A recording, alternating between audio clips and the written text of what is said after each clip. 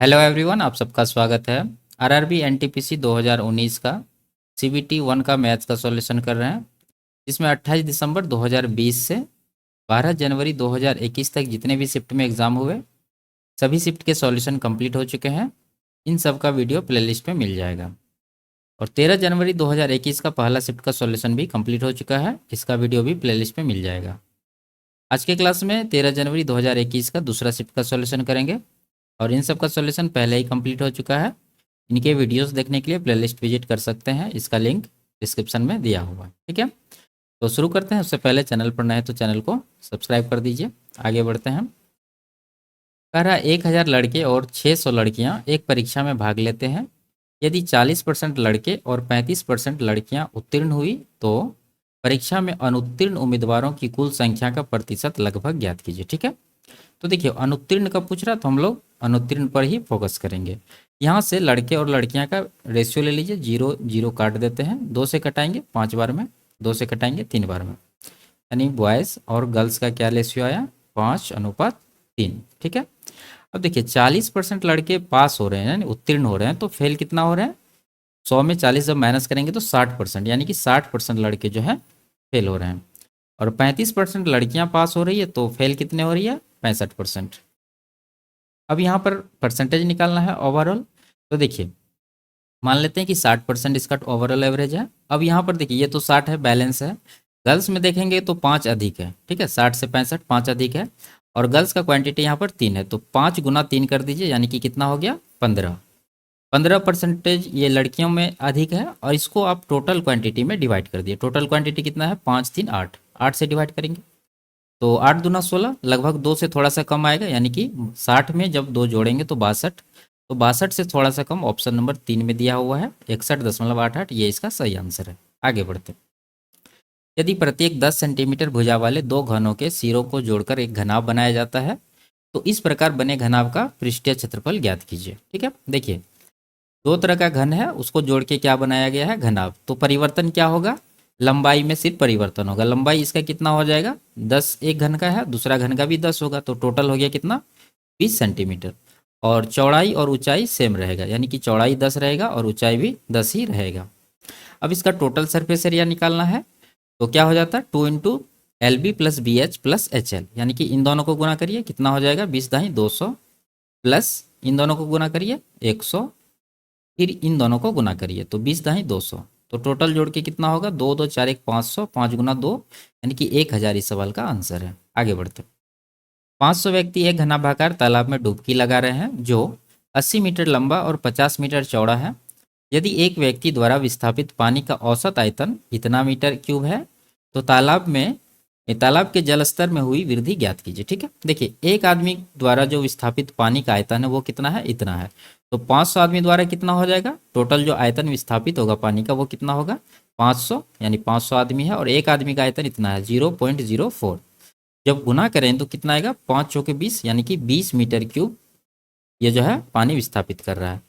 अब यहाँ पर तालाब जो है कैसा रहेगा घनाभाकार रहेगा, तो तालाब का जब आयतन हम लोग निकालेंगे तो क्या हो जाएगा लंबाई गुना चौड़ाई गुना ऊंचाई। तो यहाँ पर लंबाई दे रखा है 80, चौड़ाई दे रखा है 50, ऊंचाई निकालना है तो ऊंचाई को ऐसे लिख देते हैं। और ये आयतन इसके बराबर हो जाएगा, ये जो आदमी के द्वारा विस्थापित किया गया पानी का आयतन है कितना हो रहा है 20। अब कटा दीजिए, इसको 20 से कटा देंगे 4 बार में। ठीक है, और इसके बाद नहीं कटने वाला है तो h बराबर हो जाएगा, इधर 1 बचा, इधर 5 चौके 20, यानी कि 200। तो यहाँ पर ये मीटर में आया है और आंसर जो है सेंटीमीटर में दिया है, तो इसको हम लोग क्या करेंगे 100 से गुना करेंगे तो ये सेंटीमीटर में आ जाएगा। कटा देंगे 2 बार में और 2 से 1 को डिवाइड करेंगे तो 0.5 सेंटीमीटर इसका आंसर आएगा, ऑप्शन नंबर डी। आगे बढ़ते।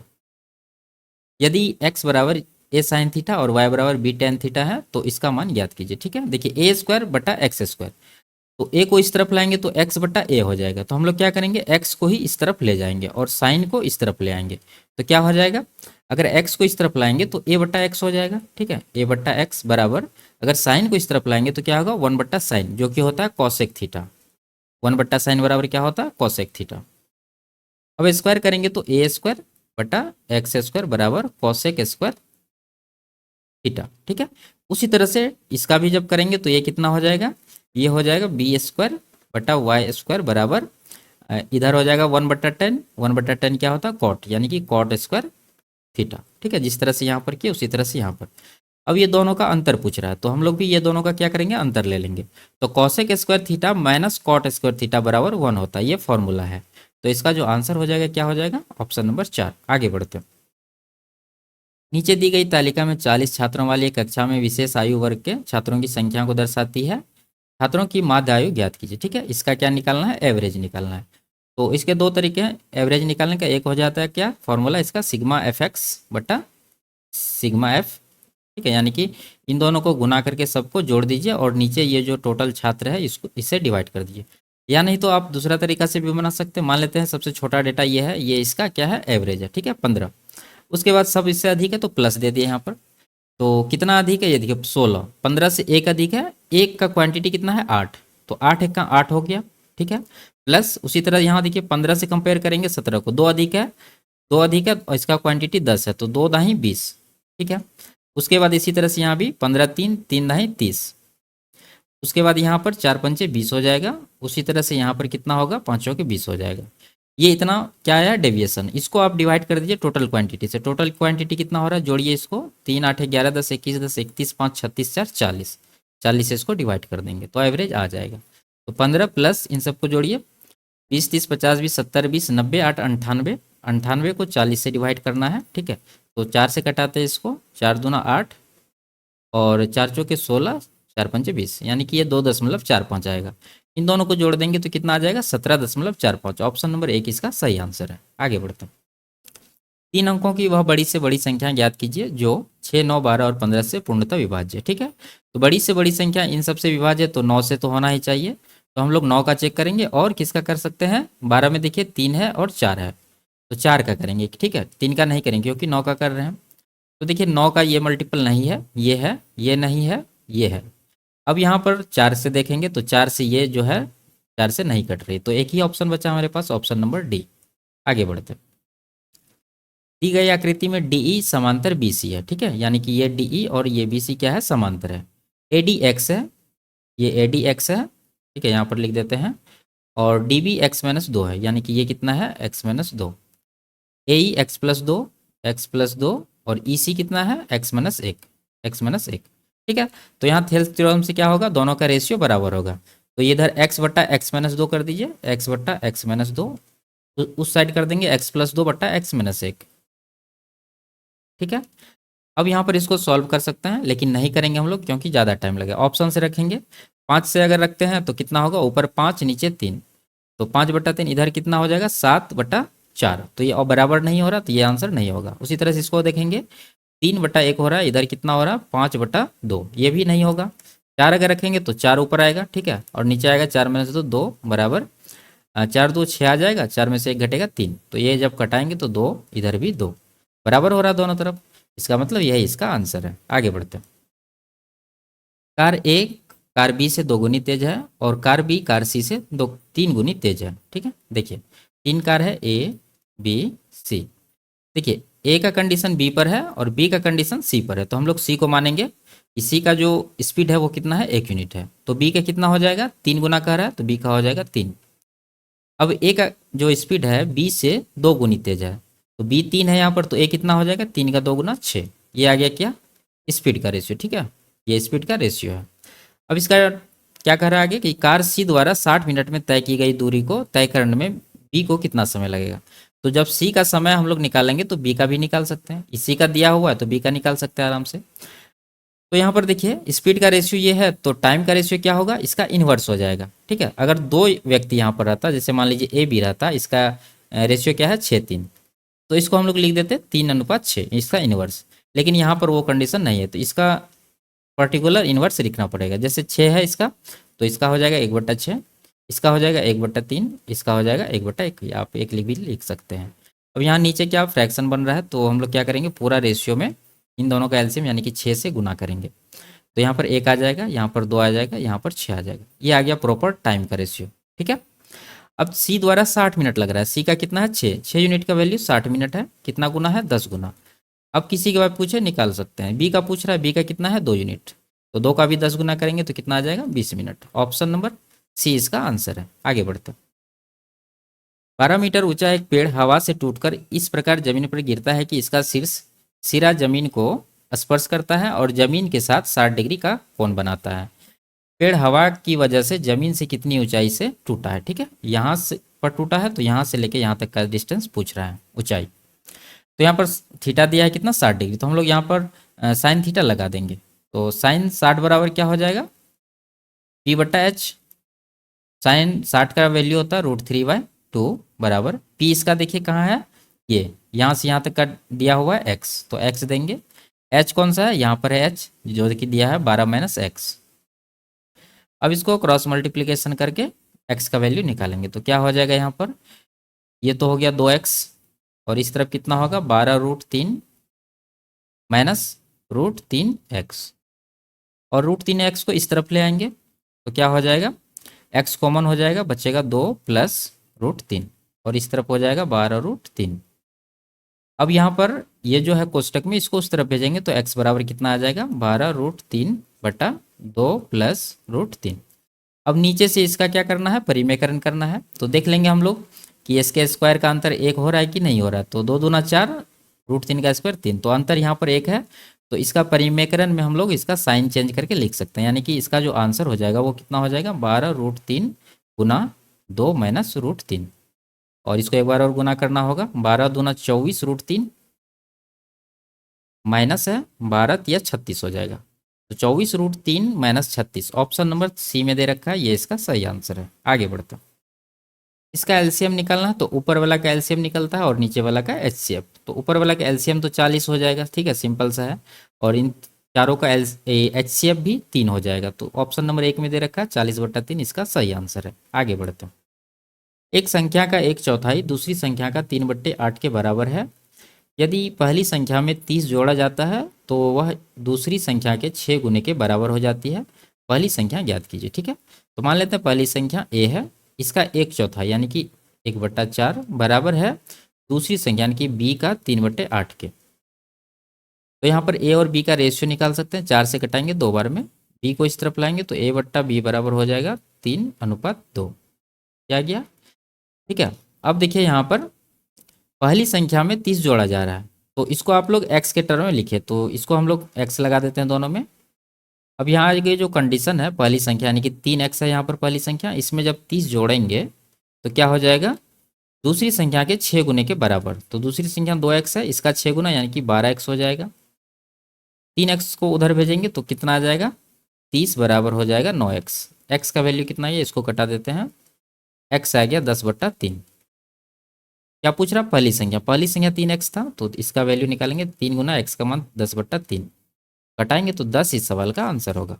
आगे बढ़ते हैं, इसका मान निकालना, ठीक है। तो यहाँ पर कोई पैटर्न नहीं बन रहा है, इसको आपको सॉल्व ही करना पड़ेगा। तो कॉमन देखिए ये संख्या और ये संख्या कॉमन है, तो इसको हम लोग बाहर कर लेते हैं 0.868, और अंदर में ये दोनों बचेगा, इन दोनों का जोड़ 1 हो जाएगा, तो इसको हम लोग 1 लिख देते हैं। नीचे उसी तरह से 7 और 7 कॉमन है, यानी कि 0.7 कॉमन है, तो कॉमन ले लेंगे, और इन दोनों का जोड़ भी 1 हो रहा है, तो इसको भी 1 लिखेंगे, ठीक है। तो 1 1 तो है ही, पॉइंट से ये पॉइंट देखना है, ध्यान में रखना, 2 अंक के पहले पॉइंट लगे और 7 से इसको कटा दीजिए। 7 1 का 7, 7 दूना 14, 7 चौके 28, यानी कि 1.28 इसका आंसर होगा, ये 2 4, ठीक है। ऑप्शन नंबर डी में दे रखा है। आगे बढ़ते, एक कॉलेज में यदि लड़कों की संख्या का 15% लड़कियों की संख्या के 1/3 के बराबर है, तो कॉलेज में लड़कों की संख्या और लड़कियों की संख्या का अनुपात ज्ञात कीजिए। ठीक है, ये 15% का फ्रैक्शन कितना हो जाएगा, 3/20, यानी बॉयज़ का 3/20 बराबर है लड़कियों की संख्या यानी कि गर्ल्स का 1/3। ठीक है, तो b/g यानी दोनों का रेशियो क्या आएगा, 20 ऊपर चला जाएगा और 3 नीचे, गुनाम हो जाएगा 3 3 9, ये अनुपात आया है। तो यही पूछ रहा है, 20:9 इसका आंसर होगा। आगे बढ़ते, रवि ने एक बैंक में 8% वार्षिक साधारण ब्याज के दर से ऋण लिया। 5 वर्ष के बाद उसे इस अवधि के लिए ब्याज के रूप में 6400 रुपया का भुगतान करना पड़ा। रवि द्वारा उधार लिया गया मूलधन ज्ञात कीजिए, यानी कि 100% का वैल्यू यहाँ से निकालना है। देखिए 8% का रेट है 5 वर्ष के लिए, तो कितना ब्याज मिलेगा यहाँ पर, 8 पंजे 40%। ये तो परसेंटेज में ब्याज मिल गया, और जबकि रुपया में कितना भुगतान किया है, 6400, तो इसी का वैल्यू 6400 के बराबर होगा। कितना गुना है, 16 चौके 64, यानी कि ये है 160 गुना। 100% का भी क्या करेंगे हम लोग, 160 गुना करेंगे, तो ये आ जाएगा कितना, 16,000। 16,000 इस सवाल का आंसर है, ऑप्शन नंबर 2। आगे बढ़ते हैं। यदि अल्फा और बीटा इस बहुपद के ऐसे शून्यक हैं कि alpha square plus beta square बराबर 24 है, तो के का धनात्मक मान ज्ञात कीजिए। ठीक है, तो निकालते हैं हम लोग। देखिए यहाँ से अल्फा बीटा निकाल सकते हैं और अल्फा प्लस बीटा भी निकाल सकते हैं। तो अल्फा बीटा बराबर कितना होगा, सी बट्टा ए। सी है कितना, 4, और ए कितना है, के। ठीक है, एक्स स्क्वायर का जो गुणांक होता है वही ए होता है, तो यहाँ पर के है।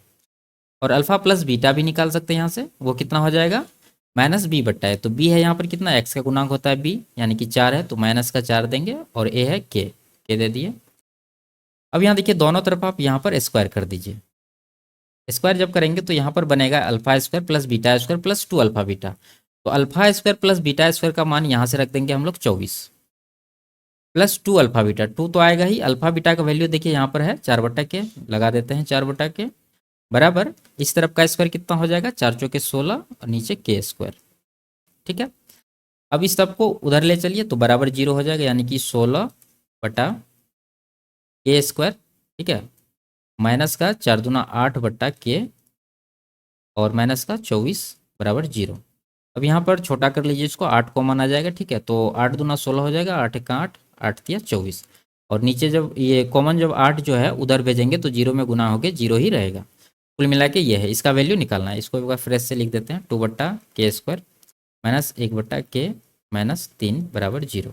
अब यहाँ फ्रैक्शन में है तो हम लोग क्या करेंगे, यहाँ पर 1 बट्टा के बराबर हम लोग एक्स मान लेंगे। तो यहाँ पर पुट करते हैं एक्स, तो क्या हो जाएगा यहाँ पर 2x स्क्वायर हो जाएगा, माइनस एक्स हो जाएगा, माइनस का 3 हो जाएगा बराबर 0। अब यहाँ पर x का वैल्यू निकालना है, तो x को इस तरह से तोड़ना है कि जोड़ने या घटाने के बाद माइनस एक्स हो जाए, और गुना करने के बाद कितना हो जाए, 3 दूना 6 हो जाए। ठीक है, अब यहाँ पर करते हैं, देखिए 3 दूना 6 हो जाए, तो ये हो जाएगा कितना, प्लस का 2, ठीक है, और माइनस का 3। तो 2 में 3 माइनस करेंगे तो माइनस एक्स आ जाएगा, और गुना करेंगे तो 3 दूना 6 इसके बराबर हो जाएगा। तो ये आंसर नहीं होता, आंसर क्या होता है, इसका चिन्ह बदल के लिखते हैं। प्लस 2 है तो माइनस 2 हो जाएगा, और माइनस 3 है तो प्लस 3 हो जाएगा एक्स का वैल्यू। ठीक है, और ये भी ध्यान रखना है कि ये जो एक्स स्क्वायर का गुणांक अगर कुछ है एक के अलावा, तो उससे डिवाइड भी करना है। तो यहाँ पर जब डिवाइड करेंगे तो 2 नीचे आएगा, और यहाँ भी 2 नीचे आएगा। ठीक है, आप यहाँ भी पहले कर सकते थे। अब देखिए यहाँ पर क्या कह रहा था, धनात्मक मान, तो हम लोग नेगेटिव वाला को इग्नोर कर देंगे, बचेगा क्या, 3/2, यानी कि x बराबर कितना आ गया, 3/2। तो k बराबर कितना होगा, यहाँ पर देखिए x का मान जब यहाँ रखेंगे तो k बराबर हो जाएगा 2/3, यानी कि इसका उल्टा। तो 2/3 ही इसका आंसर है। आगे बढ़ते हैं। एक दूसरे की ओर चलने वाली दो रेलगाड़ियां एक ही समय पर 250 किलोमीटर की दूरी पर स्थित दो स्टेशनों से चलना शुरू करती है। रेलगाड़ियां किसी एक स्टेशन से 130 किलोमीटर दूर किसी स्थान पर एक दूसरे से मिलती है। उनकी चालों का अनुपात ज्ञात कीजिए। ठीक है, देखिए मान लेते हैं कि ये है पहला स्टेशन ए और दूसरी स्टेशन यहाँ पर बी, और इनके बीच का डिस्टेंस जो है कितना है, 250 किलोमीटर लिख देते हैं यहाँ पर। अब कोई एक स्टेशन से 130 किलोमीटर दूर, मान लेते हैं कि स्टेशन ए से 130 किलोमीटर दूर यहाँ पर होगा 130, मान लेते हैं लगभग ये दूरी जो है 130 किलोमीटर।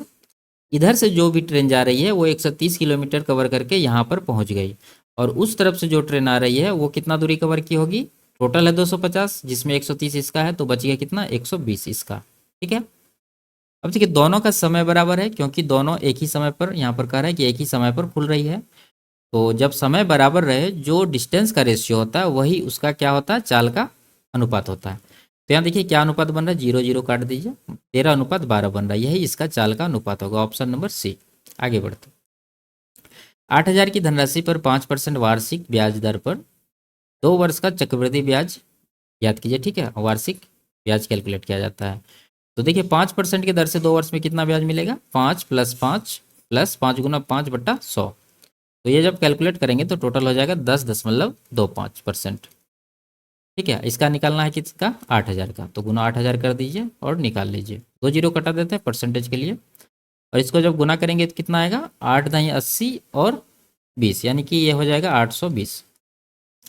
तो 820 रुपया इसका आंसर होगा, ऑप्शन नंबर 1। आगे बढ़ते हैं, इसका निकालना है के का वैल्यू और दिया है इसका माध्य। ठीक है, तो निकाल लेते हैं। सिग्मा एफ एक्स बटा सिग्मा एफ। तो गुना करके जोड़ना है, तो 6×5 = 30 हो जाएगा, प्लस 10 गुना के 10 के, प्लस 15×6 = 90, प्लस 20×10 = 200, प्लस 25×5 = 125। ठीक है, नीचे कितना आएगा सिग्मा एफ, यानी कि सबको जोड़ के देना है। 6 6 12 10 22 5 27 प्लस के, ठीक है 27 प्लस के, और ये इसका माध्य दे रखा है 15, तो 15 के बराबर करेंगे। अब यहाँ जोड़िए सबको, 30 90 120 200, 320 हो गया, 420 और 25 445, ऊपर हो गया 445 प्लस 10 के, और ये 27 प्लस के को इस तरफ भेजेंगे तो क्या होगा 15, 15 गुना 27 गुना करके ही लिख देते हैं। 15 दुना ये हो जाएगा 300 और 105 405 हो गया ये, प्लस 15 के, 10 के को इस तरफ भेजिए और 405 को इस तरफ लाएंगे तो कितना हो जाएगा, इधर हो गया 40, इधर हो गया 5 के, तो के का वैल्यू क्या आ गया 8। तो ऑप्शन नंबर 3 इसका आंसर है। आगे बढ़ते, ए और बी किसी परियोजना को 10 दिन में और बी और सी 20 दिन में और सी और ए इसे 10 दिन में पूर्ण कर सकते हैं। यदि ए बी और सी एक साथ मिलकर काम करते हैं तो वे परियोजना को कितने दिन में पूरा कर लेंगे। ठीक है, तो ए प्लस बी करते हैं 10 दिन में, बी प्लस सी करते हैं इसको 20 दिन में, और सी प्लस ए करते हैं 30 दिन में। टोटल वर्क इन तीनों का एलसीएम 60 हो जाएगा, डिवाइड करेंगे 6 आएगा, इसको डिवाइड करेंगे 3 आएगा, इधर 2 आएगा।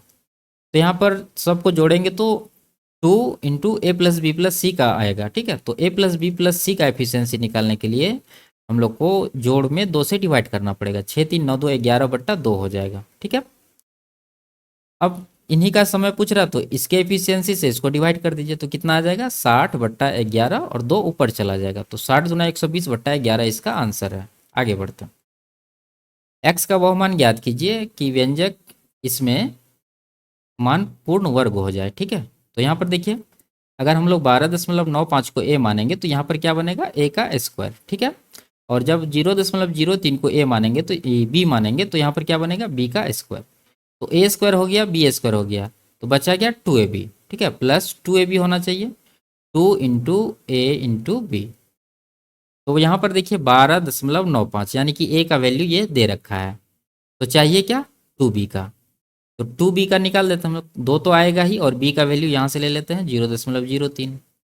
तो ये जब गुना करेंगे तो कितना आएगा 0.06, ऑप्शन नंबर 1। आगे बढ़ते हैं, ए और बी के वे मान ज्ञात कीजिए जिनके लिए दिए गए समीकरण के निकाय अनंत हल हो। ठीक है, जब हल अनंत रहता है तो तीनों कंडीशन बराबर रहता है, यानी कि a1/a2 लिख देते हैं यहाँ पर, बराबर b1/b2 बराबर c1/c2, तीनों बराबर रहता है। तो यहाँ पर हम लोग बराबर करते हैं। देखिए a1 क्या है x का गुणांक यानी कि 2, 2 बट्टा इस समीकरण में देखेंगे, देखिए यहाँ से यहाँ तक पहला समीकरण है और यहाँ से यहाँ तक दूसरा समीकरण है, तो दूसरा में a2 कितना है 4 है, बराबर करेंगे b1। b1 देखिए यहाँ a-4 है, यहाँ पर a-1 है, दोनों का साइन यहाँ माइनस है तो इसलिए हम लोग ये माइनस नहीं ले रहे हैं, तो a-4 आ जाएगा ऊपर और नीचे आ जाएगा a-1 बराबर c1/c2। c1 यहाँ देखिए 2b + 1 और c2 कितना है 5b - 1। अब यहाँ पर कटाइए, 2 1 का 2, 2 दूना 4। अब ए और बी का मान निकालना है तो हम लोग एक बार ए वाला को इसके बराबर करेंगे और एक बार बी वाला को इसके बराबर करेंगे। तो पहले इसका जब करेंगे तो क्या होगा क्रॉस मल्टीप्लिकेशन करना होगा, यहाँ से यहाँ, यहाँ से यहाँ, तो 2 गुना ए 2a हुआ, इधर a गुना ए 1। ठीक है, 1a, तो 2 - 1 तो कितना हो जाएगा टोटल a। अब इसको करेंगे तो 4 दूना 8 और 1 गुना 1 1, तो 8 और 1 का अंतर कितना आ जाएगा 7, तो a बराबर आ गया 7। उसी तरह से b का भी निकालेंगे, तो 2 गुना 2b 4b हुआ, 5b गुना 1 5, तो 4 और 5 का अंतर 1b लिख दिए।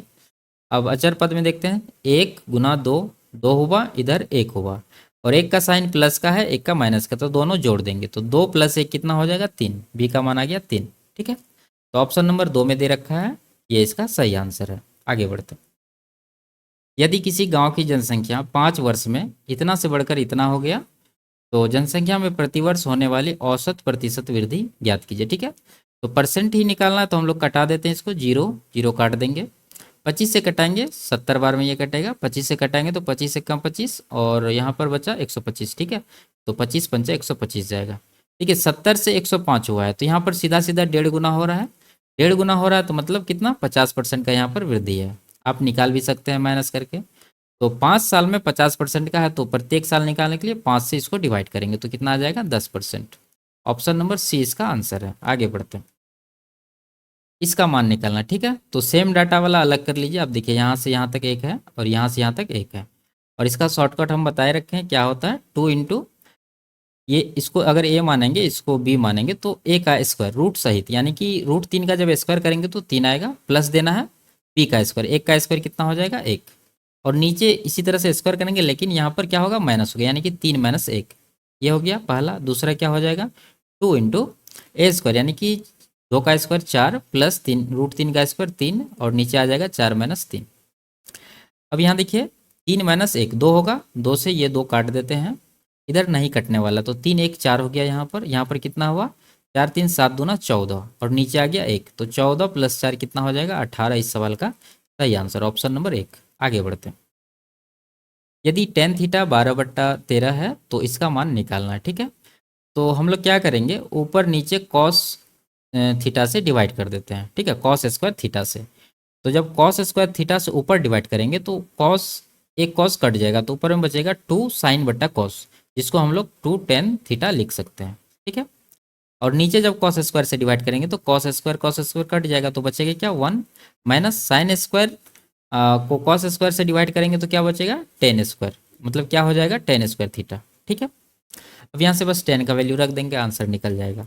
2 गुना tan कितना है 12/13, और नीचे आ जाएगा 1 माइनस इसका स्क्वायर करके देंगे, यानी 12 का स्क्वायर 144, और नीचे आ जाएगा 169। अब यहाँ जब माइनस करेंगे तो 169 में 144 डायरेक्ट माइनस कर देते हैं, इधर ऊपर हो गया कितना 12 दूना 24/13, और इधर नीचे 169 देते हैं, इसमें माइनस करेंगे तो 5 आएगा, और यहाँ पर 2 25। ठीक है, 13 से कटाएंगे इसको 13 बार में, अब नहीं कटने वाला है, ये 13 को ऊपर भेज देते हैं तो 24 गुना 13 हो जाएगा, और नीचे बच जाएगा 25। 24 या 72 बचा 7, 24 7 31, 312 नीचे 25, तो ये इसका आंसर ऑप्शन नंबर 1 में दे रखा है। आगे बढ़ते हैं, एक दुकानदार ने एक वस्तु 3000 में खरीदी, यदि वह वस्तु को 3600 में बेचता है तो उसे होने वाला प्रतिशत लाभ ज्ञात कीजिए। सिंपल सा है, कटा दीजिए इसको, रेशियो ले लीजिए, परसेंटेज निकालना है। 6 से कटाएंगे 6 पंचा 30, 6 6 के 36, यानी 5 का सामान 6 में बिक रहा है, एक का प्रॉफिट है 5 के ऊपर, 1/5 यानी कि 20%। ऑप्शन नंबर 2 में दे रखा है। आगे बढ़ते हैं, रमेश एक वस्तु को इसके वास्तविक मूल्य से 15% कम मूल्य पर खरीदता है और इसे इसके वास्तविक मूल्य से 10% अधिक मूल्य पर बेच देता है, प्रतिशत लाभ ज्ञात कीजिए। देखिए मान लेते हैं कि उसका जो मूल कीमत है वास्तविक मूल्य 100 है, तो वो खरीदेगा कितना रमेश, ये कितना में खरीदेगा 15% कम, यानी कि 100 में 15 कम करेंगे तो कितना हो जाएगा 85, और बेचेगा कितना में 100 से 15 बढ़ा के 10 बढ़ा के, ठीक है 10% अधिक पर, तो 110 में बेचेगा। तो यहाँ पर देखिए कितना का प्रॉफिट है, 85 का सामान 110 में बेच रहा है, तो यहाँ पर 15 और 10 25 का प्रॉफिट हो रहा है 85 के ऊपर। तो इसको परसेंट में निकालना है तो 100% से गुना करेंगे, 5 से 5 बार में, 5 से 17 बार में, और 17 से कटाएंगे जब 100 को तो 17 छाके 102, 6 से थोड़ा सा कम आएगा। ठीक है, तो ये 6 अप्रॉक्स मान लेते हैं, 6 पंचा 30, तो 30% से थोड़ा सा कम जो है वही आंसर होगा इसका। ऑप्शन नंबर 3 में दे रखा है 29.41, ये इसका सही आंसर है, बाकी बहुत दूर दूर है। आगे बढ़ते हैं, दी गई श्रेणी का मान ज्ञात करना है। ठीक है, तो देखिए यहाँ पर 2 का स्क्वायर है, 4 का स्क्वायर, 6 का, एक एक छोड़ के दिया, यानी कि सम संख्या का स्क्वायर है। तो हम लोग इसमें क्या करेंगे, 2 पर पावर 2 कॉमन लेंगे, तो कोष्टक में बच जाएगा यहाँ पर क्या 1 का स्क्वायर, प्लस ये हो जाएगा कितना 2 का स्क्वायर, और ये हो जाएगा 3 का स्क्वायर। इसी तरह से जाते जाते ये 22 का स्क्वायर क्या बन जाएगा 11 का स्क्वायर। ठीक है, अब यहाँ पर आपको स्क्वायर का सम वाला फॉर्मूला याद होना चाहिए, क्या होता है यहाँ पर लिख देते हैं, स्क्वायर का सम बराबर हो जाता है n × n+1 × 2n+1। ठीक है, देखिए n आया, n+1 आया, 2n+1 आया, इसको 6 से डिवाइड करेंगे, ये होता फॉर्मूला इसका।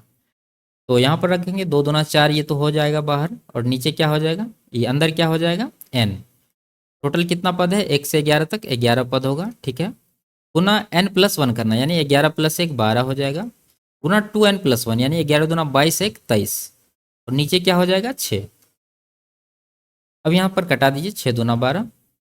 ठीक है, तो आंसर गुना करके भी निकाल सकते हैं, नहीं तो मल्टीपल चेक कर लीजिए। देखिए 11 का 4, यहाँ पर 2 2 4 ये है, ये 4 2 6 2 1 3 ये नहीं है, 4 2 6 ये भी नहीं है, और ये भी 11 का मल्टीपल नहीं है। तो बचा क्या, ऑप्शन नंबर 1 इसका सही आंसर है। आगे बढ़ते हैं। वह छोटी से छोटी संख्या ज्ञात कीजिए जिसे 588 से गुना करने पर प्राप्त संख्या पूर्ण वर्ग हो। ठीक है, तो सिंपल से आप गुना करके चेक कर सकते हैं। 3 से जब गुना करेंगे तो ये बन जाएगा 1764, जो कि होता है 42 का स्क्वायर। आगे बढ़ते हैं। जब किसी भिन्न के अंश में 6 जोड़ा जाता है तो भिन्न का मान 3/4 बढ़ जाता है।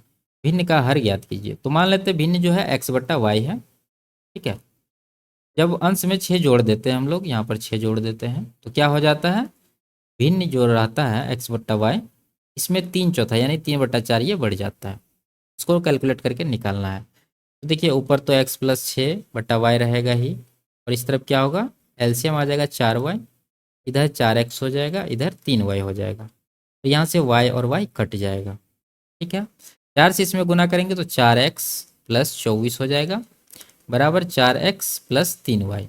तो 4x भी कैंसिल हो जाएगा यहाँ से, 3 से इसको कटा दीजिए 8 बार में, तो y का वैल्यू क्या आ गया 8।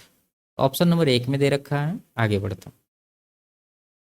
निम्नलिखित में से किन दो सेक्शनों में विद्यार्थियों की संख्या का अनुपात 1:3 है। ठीक है, तो आपको देखना पड़ेगा कहाँ पर 1:3 बन रहा है। तो 20 है और यहाँ पर 60 है। देखिए यहाँ पर 20 है और यहाँ पर क्या है 60 है, तो यहाँ पर 1:3 बन रहा है। तो कौन सा सेक्शन होगा, सेक्शन 3 और सेक्शन 1। ठीक है, आगे बढ़ते हैं। निम्नलिखित में से किस सेक्शन में विद्यार्थियों की संख्या किसी अन्य सेक्शन की तुलना में ठीक दोगुनी है। तो यहाँ पर भी देखना होगा। देखिए 20 है तो 20 का 2 गुना 40, तो यहाँ देखिए 20 से 2 गुना 40 यहाँ पर है, तो सेक्शन 4 इसका सही आंसर होगा, ऑप्शन नंबर 2। और भी है, जैसे कि यहाँ पर देखिए 60 है और यहाँ पर 30 है, 30 का 2 गुना 60 होता है। तो ये सेक्शन 1 ऑप्शन में नहीं दे रखा है, इसलिए इससे हमको कोई दिक्कत नहीं है। आगे बढ़ता है। 3 सर्वाधिक संख्या वाले सेक्शन में छात्रों की औसत संख्या और 3 सबसे कम संख्या वाले सेक्शनों में छात्रों की औसत संख्या के बीच का अंतर ज्ञात कीजिए। तो 3 सबसे अधिक वाला देखना हम लोग को, नहीं तो ये हो जाएगा 70। ठीक है, 70 और 60 130, और इसके बाद है ये 50, 130 और 50 180। इसका एवरेज निकालने के लिए 3 से डिवाइड करेंगे, क्योंकि 3 सेक्शन है, तो ये आएगा कितना 60। अब लोवेस्ट देखते हैं हम लोग, यहाँ पर देखिए 30 है, 30 20 50, 50 40 90, 90 को भी 3 से डिवाइड करेंगे क्योंकि 3 सेक्शन यहाँ भी है, तो ये आ जाएगा कितना 30। दोनों का डिफरेंस पूछ रहा है तो 60 30 का डिफरेंस कितना आ जाएगा 30। ऑप्शन नंबर डी में दे रखा है। आगे बढ़ते।